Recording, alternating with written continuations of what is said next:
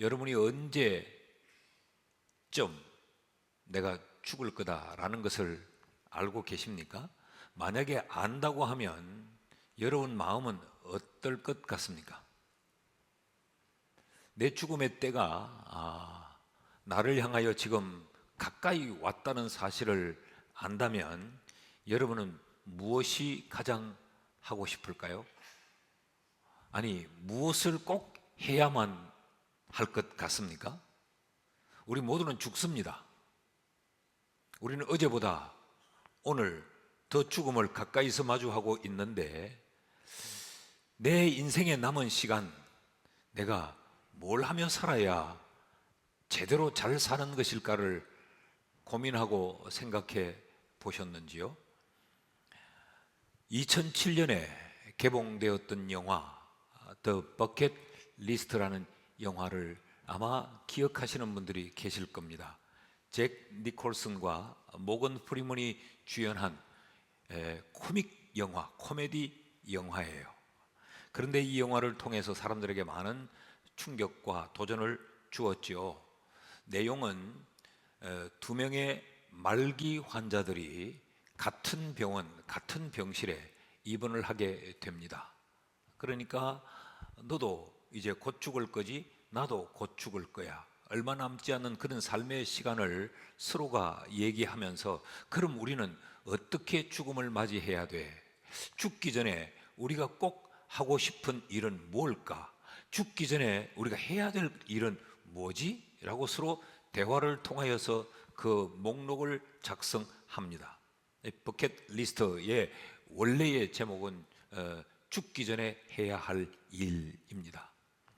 그러면서 그들은 그 목록을 쭉 작성하고 그리고 의사의 만류에도 불구하고 그들은 병원을 뛰쳐나가 그들의 하고 싶었던 그 일을 감행합니다. 인도의 타지마할에서부터 아프리카의 세렝게티 초원까지 이들은 말기 환자가 여행을 합니다. 만리장성에서 오토바이를 타는가 하면 이 프로펠러 헬기를 타고 북극을 비행하기도 하고 프랑스의 그 유명한 레스토랑 셰버르 도르에서 멋진 저녁 만찬을 함께 먹기도 합니다. 이 마지막 남은 내 인생의 그 시간에 그들이 하고 싶은 것을 이들은 열정적으로 시도를 하는 거지요. 이 영화로 말미암아 사람들이 버킷리스트에 열풍이 불어났습니다. 그래서 죽기 전에 내가 꼭 해야 할 일 10가지 혹은 죽기 전에 반드시 하고 싶은 일 20가지 이런 것들을 리스트를 작성하기도 하고 이와 관계된 책들이 굉장히 많이 발간되기도 했죠. 여러분은 여러분의 버킷리스트에 무엇을 담고 싶습니까? 죽기 전에 꼭 하고 싶은 것, 그것이 무엇입니까? 이들처럼 세계 여행은 한번 하고 죽어야 돼. 아니면 타지마할은 전 세계는 못하고 갈지라도 한번 갔다 와야 돼. 그런 마음을 갖는지요? 죽기 전에 적금 깨서 배 터지게 한번 먹고 그렇게 죽어야 돼. 어떤 생각, 어떤 마음들을 가지시는지요? 인생은 남은 시간에 무엇을 하느냐에 따라 그 인생이 평가됩니다. 지금까지 살아왔던 것도 우리에게 대단히 중요하지만 이제 죽음의 때를 남겨둔 얼마 남지 않은 이 남은 시간에 내가 무엇을 했느냐에 따라 내 인생은 그렇게 평가되고 그렇게 그려지고 맙니다. 죽을 때까지 돈에만 관심을 두고 살면 돈밖에 모르던 사람으로 우리의 인생은 그렇게 평가될 것입니다. 죽을 때까지 늘 자존심을 붙들고 살면서 예민하게 그렇게 몸부림을 치면 참 별난 사람으로 그렇게 인식될 겁니다. 늘 자기 꾸미는 일과 그칠에 하는 것에 죽을 때까지 거기에 집중하고 살다가 죽음을 맞이하면 그 사람은 굉장히 흐레의식에 빠져 인생을 살던 사람으로 그렇게 평가받지 않겠습니까? 어떤 분들은 자기 개발을 한다고 해서 평생 동안 공부하는 것으로 인생을 살다가 그렇게 마치는 사람도 있습니다. 대단히 열심히 산 것 같지만 그 인생에는 아무것도 남기는 것이 없게 되는 거지요. 자기만을 위해서 그 인생을 살고 가족들을 다 희생시킨 결과가 되기 때문에 그렇습니다. 어떤 분들은 내가 무엇을 꼭 해야 할지를 알지 못한 채 그렇게 평생을 살다가 마지막 죽음을 맞는 분들도 있습니다. 그럼 그 인생은 낭비한 인생이고 헛된 인생이겠죠. 여러분은 죽기 전에 무엇을 꼭 하고 싶습니까? 아니, 우리는 이렇게 물어야죠.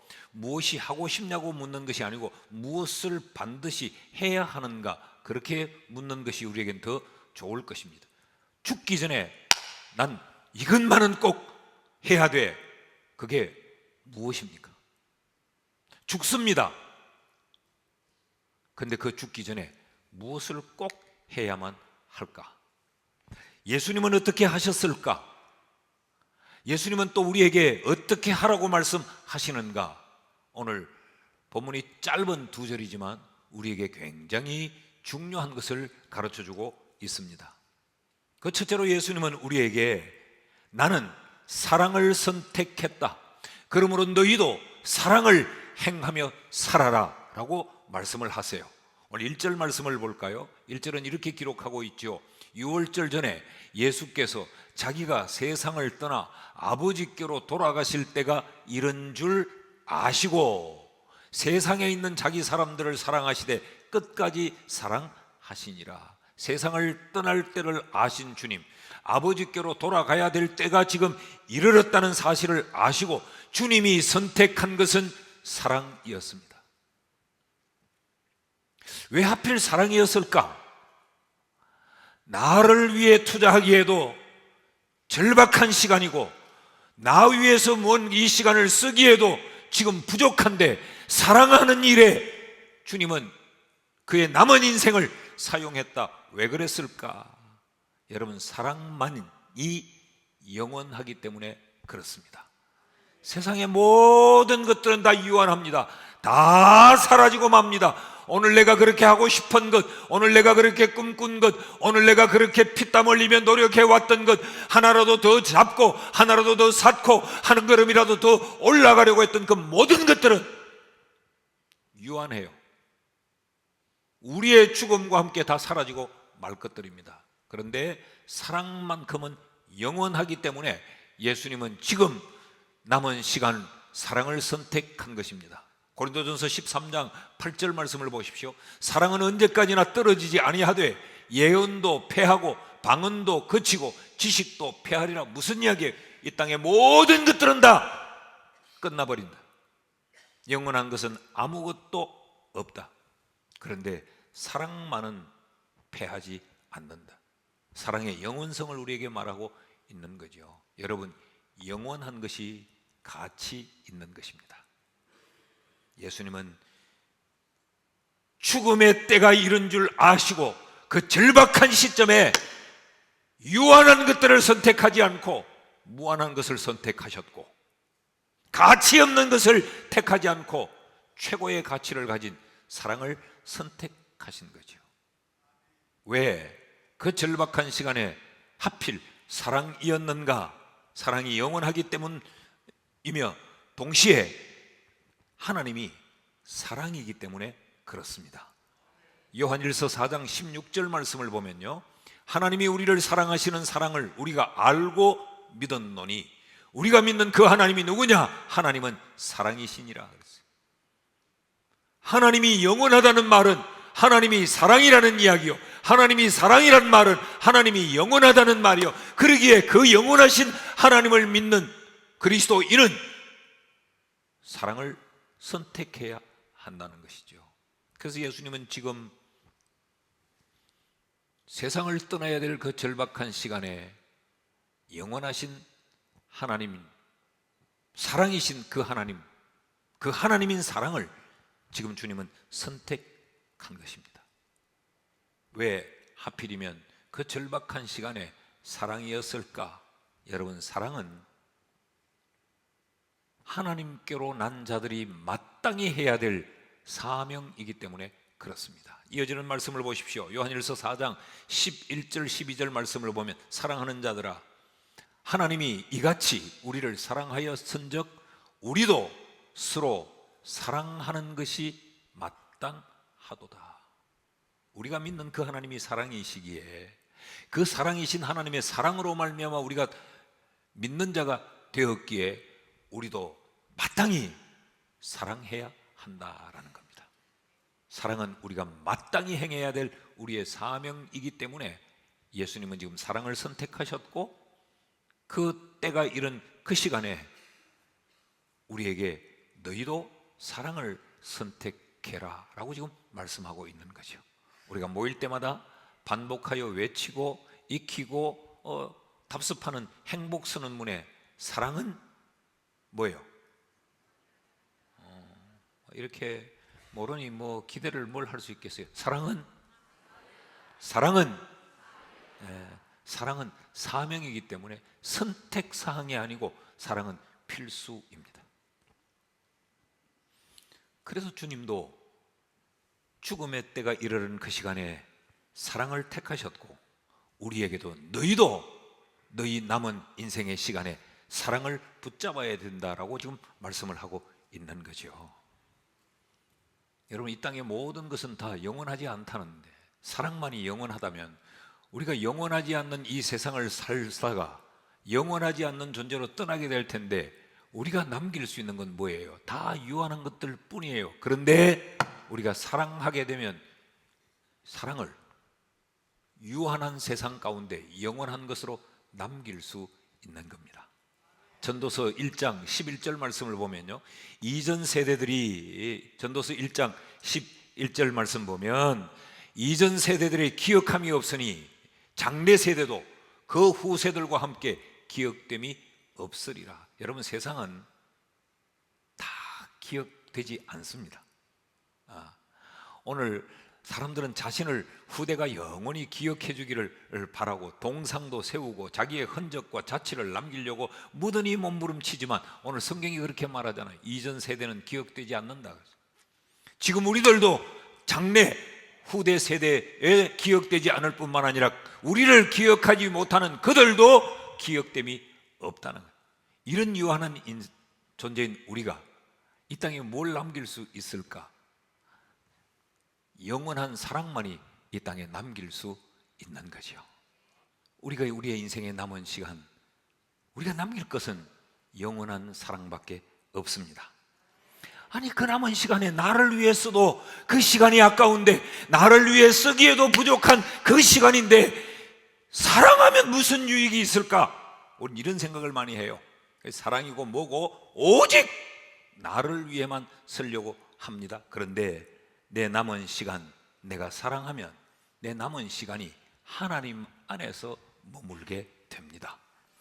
요한일서 4장 16절 말씀을 다시 보면, 하나님이 우리를 사랑하시는 사랑을 우리가 알고 믿었노니 하나님은 사랑이시라. 사랑 안에 거하는 자는 하나님 안에 거하고 하나님도 그의 안에 거하시느니라.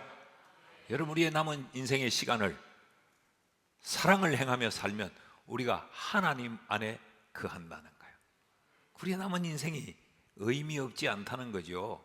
우리의 남은 인생의 그 시간이 정말 복되다는 거죠. 하나님 안에 온전히 거하는 삶이 된다. 그래서 사랑을 행해야 하는 겁니다.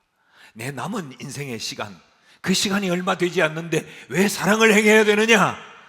내가 사랑을 행하면 내 인생에 남아있는 그 인생의 조각, 그 시간이 나를 담대하게 만들어줘요. 여러분, 늙으면, 나이가 들면 특징이 뭐냐? 죽음을 인식하게 되면 불안합니다. 초조합니다. 두렵습니다. 그래서 나이 많은 분들이, 여러분, 우리가 보면 연세가 들면 뭔가 느긋하고 여유가 있는 것 같죠? 아닙니다. 젊을 때는 막 이렇게 움직이고 이렇게 움직이고 막 이랬는데 나이가 들면 행동이 둔해져서 천천히 움직일 뿐이지 여유가 있는 게 아닙니다. 몸을 빨리 못 돌려요. 그러니까 천천히 돌리는 거예요. 내면적으로는 초조합니다. 불안합니다. 단적인 예로 여러분 보시면 연세 드신 어른들은 어디 가자 하면 1시간 전부터 다 준비를 하고 기다리지요.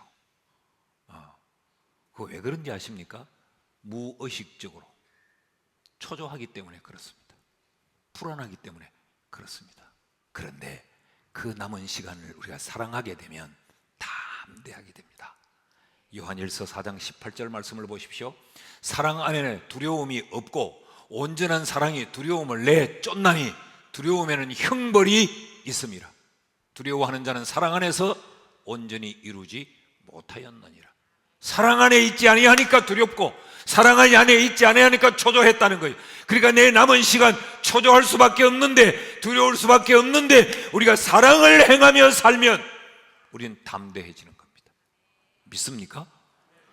그래서 주님은 우리에게 사랑을 행하라고 말씀하고 있는 거죠. 내 남은 시간 우리가 사랑하면 내게 무슨 유익이 있을까? 평안한 삶을 살게 됩니다. 베드로전서 4장 8절을 보면 이렇게 기록했어요. 무엇보다 뜨겁게 서로 사랑할지니 사랑은 허다한 죄를 덮느니라. 사랑은 모든 허물과 모든 빌미와 모든 고소와 모든 언쟁과 모든 불만과 불평과 이 모든 것들을 다 덮어버리는 거예요. 그래서 갈등을 없애고 불만을 없애고 늘 평온한 삶을 살게 만들어 준다는 거죠. 여러분, 우리의 남은 생애가 평안하기를 원한다면 사랑을 행하십시오.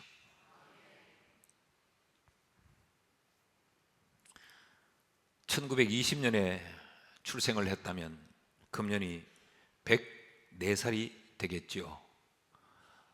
이 시대에 살아있는 그 지성 중 한 분인 김형석 교수는 이런 깨달음을 그의 책에 적어 놓았습니다.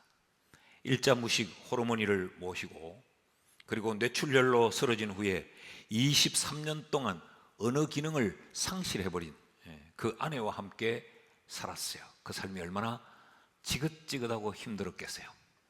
그리고 살다가 노모와 아내를 다 떠나보내고 지금은 홀로 남아 있습니다.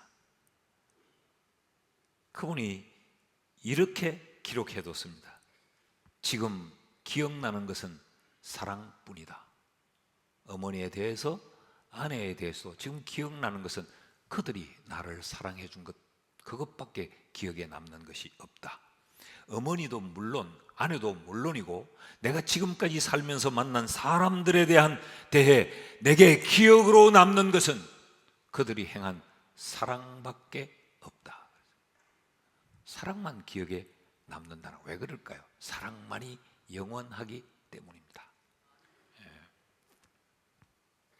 그러므로 내 인생의 남은 시간을 위해서는 사랑해야 한다. 성경은 우리에게 사랑해야 한다라고 가르쳐요. 5장 1절, 요한일서 5장 1절 말씀을 보십시오. 예수께서 그리스도이심을 믿는 자마다 하나님께로부터 난 자니 또한 낳으신 이를 사랑하는 자마다 그에게 난 자를 사랑하느니라. 무슨 이야기입니까? 하나님을 믿는 자는 하나님께로부터 난 자다. 예수 그리스도를 믿는 자는 예수 그리스도로 말미암아 난 자, 그러니까 믿음의 사람들을 또한 사랑해야 된다라고 지금 말하고 있어요. 이건 명령이라는 이야기입니다. 지중해를 횡단하는 크루즈 여객선을 타고 여행을 하다 보면 이 지중해 바다를 석양으로 물들이는 해넘이를 보게 됩니다. 저 수평선 끝자락에 걸린 태양의 모습을 보는 것은 장관입니다. 그 망망한 지중해를, 바다를 완전히 붉게 물들이죠. 그러면 사람들은 전부 배낭간으로 몰려나와서 그 장관인 장면을 사진에 담으려고 셔터를 연신 눌러댑니다. 어떤 이는 또 좋은 위치를 잡으려고 그러다 보면 해는 순식간에 넘어가 버리고 맙니다. 불과 1, 2분입니다. 그 해가 넘어가 버리고 나면 그렇게 아름답고 장관을 연출했던 지중해 바다는 시커먼 파도만 넘실대는 두려움의 현장이 되고 맙니다. 여러분, 우리의 인생은 대단히 아름다울 것 같지만 넘어가는 시간, 떠날 시간은 잠깐입니다. 그렇기 때문에 때가 이르를 때 사람들은 불안해하고 두려워할 수밖에 없는 거죠. 그 남아있는 시간, 우리가 모두 사랑을 행하는 그런 사랑의 실천자가 될 수 있기를 축복합니다.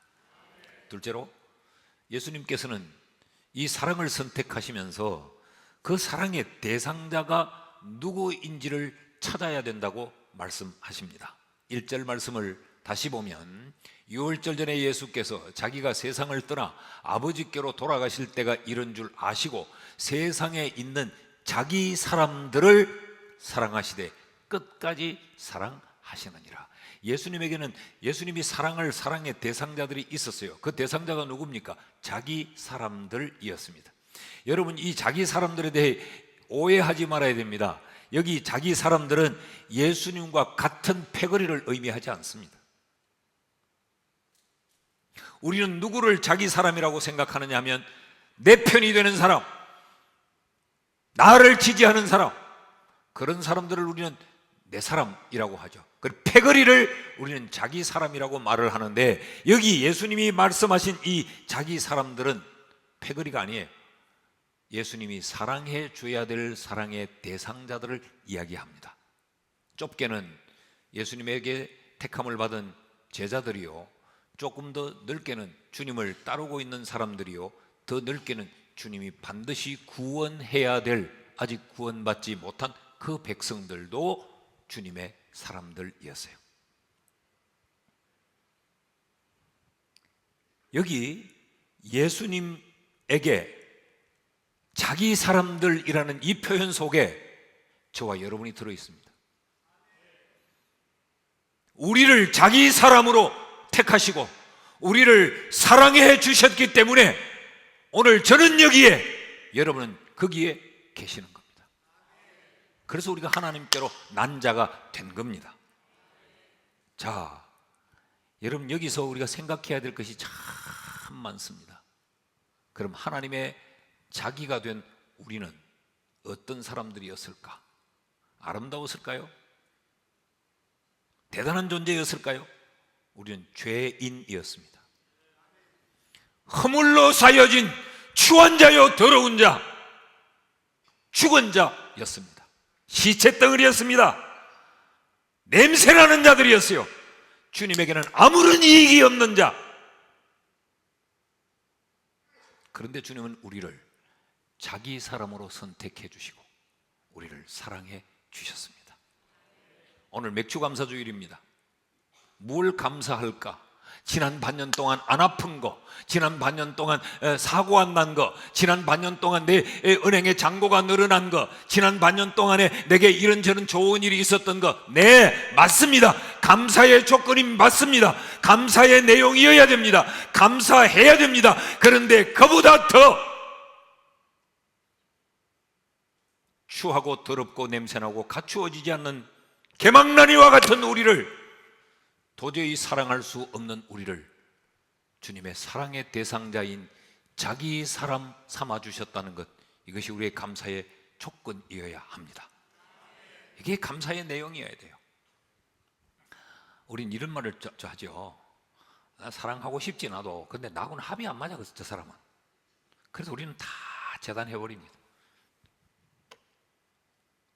교회 일을 하면서도 사랑으로 하지 않고 늘 불평, 원망, 그리고 자기 의의를 가지고 나는 대단한데 남은 다 그렇지 못하다고 판단하는 분들,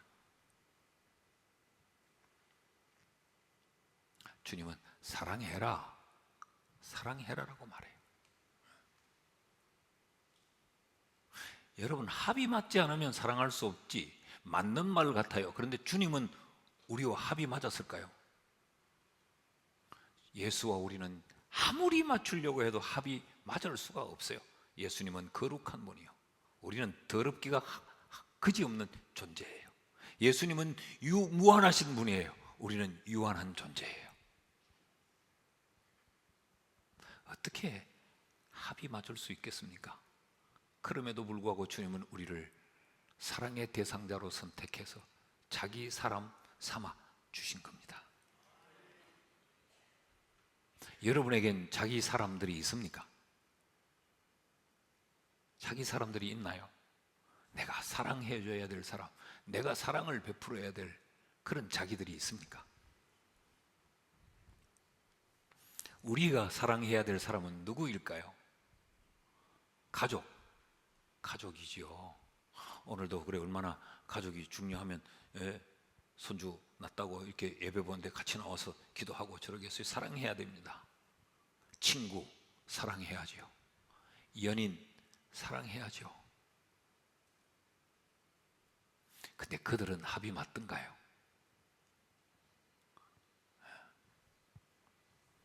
요한일서 5장 1절을 다시 보면 우리의 자기 사람이 누구인지를 가르쳐 줍니다. 예수께서 그리스도이심을 믿는 자마다 하나님께로부터 난 자니 또한 낳으신 이를 사랑하는 자마다 그에게서 난 자를 사랑하느니라. 우리의 사랑의 대상은 누굽니까? 하나님께로 난 자들, 우리들입니다. 성도는 성도를 사랑해야 합니다.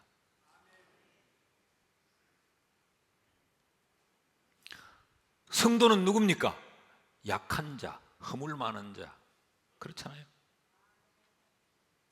그런데 그 약하고 허물 많은 우리는 자기 사람들로 사랑해야 한다는 거죠. 평생을 살면서 늘 비난하고 늘 욕하고 늘 갈등 짓고 늘 원수 지고 늘 공격하고 그런 사람들 뿐이고 나에게 자기 사람들이 없다면 그 인생은 불행한 겁니다. 잘못 산 겁니다. 셋째로, 예수님은 사랑을 선택하고 자기 사람들을 사랑의 대상자로 선택했을 뿐만 아니라 주님은 그 사랑을 어떤 방법으로 하셨는가? 사랑을 끝까지 지속했습니다. 그 주님이 우리에게 너희도 사랑을 지속하라고 말해요. 1절 말씀을 다시 볼까요? 6월절 전에 예수께서 자기가 세상을 떠나 아버지께로 돌아가실 때가 이른 줄 아시고 세상에 있는 자기 사람들을 사랑하시되 끝까지 사랑하시느니라. 여러분, 사랑할 수 있어요. 우리도 얼마든지 사랑할 수 있어요. 아니, 지금까지 살면서 많이 사랑했어요. 많은 사람 사랑했어요. 그런데 우리는 문제가 뭐냐? 끝까지 사랑하지 못했어요.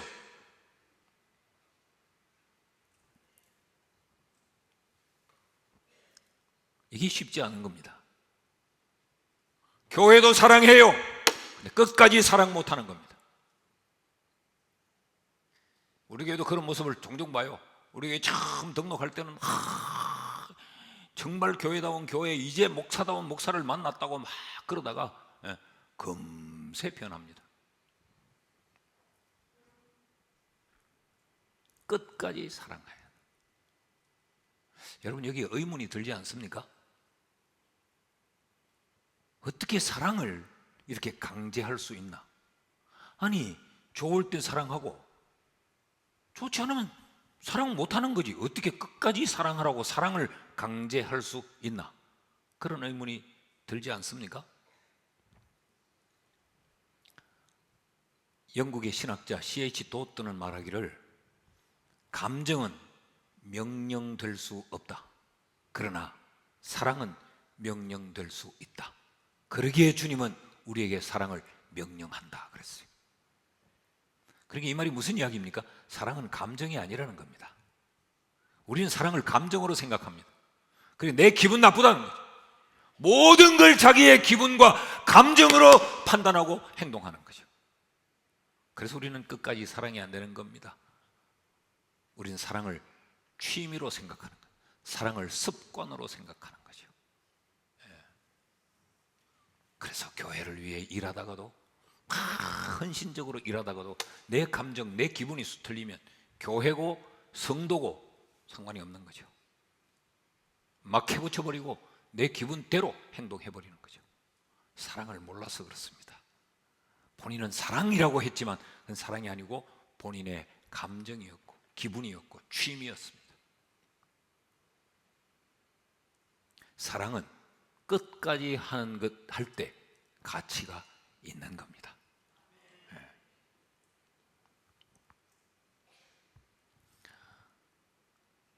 이 말씀을 준비를 하다가 야, 끝까지 사랑한다. 이게 얼마나 엄청난가를 다시 생각해 봤어요. 하나님이 저를 목사로 선택할 때 제가 자격이 있었겠습니까? 내가 온전했겠습니까? 허물이 없었겠습니까? 허물도 있고 자격도 없고 갖춰지지 않았지만 사랑으로 나를 선택해 주었어요. 근데 만약에 그때 주님이 감정으로 기분으로 그렇게 선택했다면 주님은 벌써 저를 버렸을 겁니다. 자, 그래서 목사가 됐고 반야울교회 담임 목사가 됐습니다. 이 교회를 담임하여 목회한 지 30년이 지금 지나갑니다. 이 동안에 제게는 허물이 없었을까요? 제게는 부족함이 없었을까요? 주님 보실 때 못마땅한 일들이 없었겠습니까? 한두 가지가 아니었겠죠. 그럼에도 불구하고 오늘까지 제가 여기서 반야울교회 담임 목사로 설교하고 목회할 수 있었던 것은 하나님이 나를 끝까지 사랑해 주셨기 때문입니다. 결코 내가 잘나거나 내가 의롭거나 내가 온전해서 주님 마음에 쏙 들어서는 아니라는 것이죠. 이게 사랑입니다. 혹시 사랑을 시작했다가 중단하거나 포기하신 적이 있습니까? 다시 시작하십시오. 사랑이 아니었다면 그만하십시오. 그래야 내 남은 시간이 헛되지 않습니다. 자, 귀담아 들어볼 구절이 2절입니다. 마귀가 벌써 시몬의 아들 가룟 유다의 마음에 예수를 팔려는 생각을 넣었더라.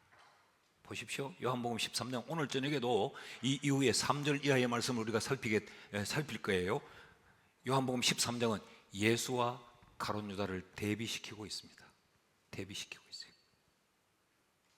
다음 절에도 가면 또 가룟 유다가 또 나옵니다. 예수는 온통 사랑으로 그 생각을 가득 채우고 있는데 이 가룟 유다는 그의 욕심으로 예수를 팔아넘길 생각으로 배신의 생각으로 가득 채우고 있습니다. 이 예수와 가룟 유다를 성경은 다 대비시키고 있는 거예요.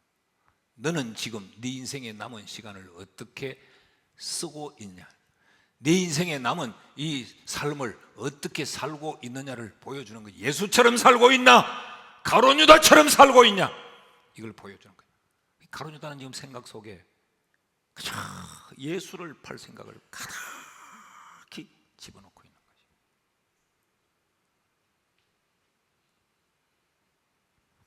사랑하는 여러분, 우리 이런 말을 들어보시기도 하죠. 집어릇 개 못 준다. 사람은 본성이 바뀌기가 굉장히 어렵습니다. 그래서 좀 변했는가 싶었어요. 한 이틀 잠잠하고 한 3일 달라진 것 같아서 달라졌나 싶으면 다시 또 돌아갑니다. 한 달 동안 달라진 것 같아요. 아, 이제는 완전히 변했구나 싶어서 뭘 맡겨보면 옛날 버릇이 또 튀어나옵니다. 1년이 지나고 2년이 지나보면 또 그 버릇이 또 튀어나오는 거예요. 왜 그럴까요? 예수처럼 사랑을 택하지 않았기 때문에. 여러분, 가룟 유다도 그랬을 거 아니에요. 예수님이 처음 그를 불렀을 때는 주를 위해서 살겠다고, 예수 위에 내 한 목숨 바치겠다고, 그리고 예수를 따르지 않았겠어요? 얼마나 머리 좋게 빠르게 움직이고 팍 일을 했으면 제자들 가운데 임원을 했겠어요? 회계를 맡았다니까, 고른 유다가. 그럼 그만큼 센스 있었고 그만큼 활동적이었고 그만큼 발빠르게 일을 잘했다는 이야기예요. 그래서 회계를 맡았어요. 그가 예수를 팔 줄 누가 알았습니까?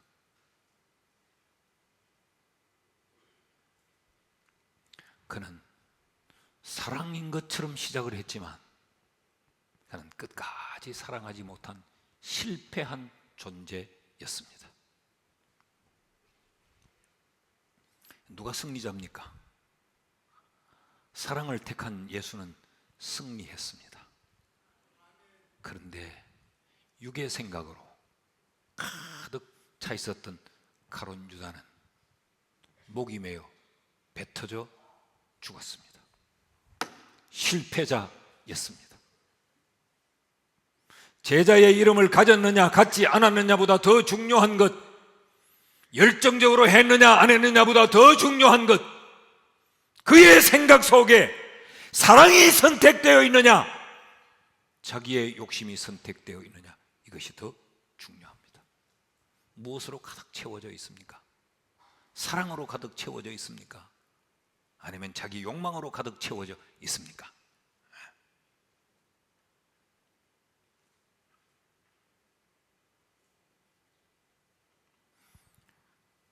세월이 빠르다 그랬죠. 우리의 세상을 떠날 때도 금세 우리 앞에 다가옵니다. 인생은 금방입니다. 지금까지 어떻게 살아왔든지 우리의 나쁜 버릇은 개에게 던지고 우리도 사랑을 택하여 사랑하며 사는 참된 그리스도인 될 수 있기를 주의 이름으로